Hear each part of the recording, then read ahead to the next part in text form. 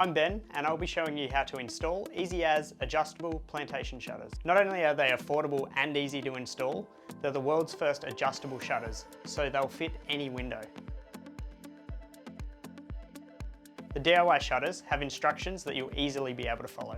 To install your shutters, you will need a drill with a Phillips head bit, a tape measure, and the easy as DIY shutter kit. There's 25 different sizes in the range, so you should find a kit that fits. If you don't, you can get them custom made. The first thing you need to do is measure up your windows to figure out what size shutters you need. Assemble the frame on the floor and then put the covers on the corners. Assemble the adjustable frame corners by sliding the lock and key into position at the back of the frame.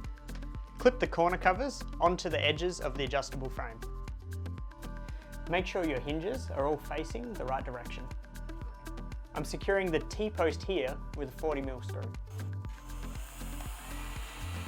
Place your assembled frame into the window. Grab your Allen key and turn the mechanisms along the window frame until it fits perfectly.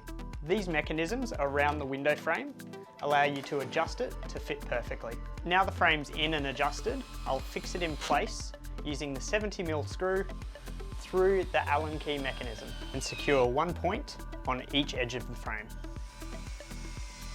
Starting from the left, attach your shutter panel with the hinge pins.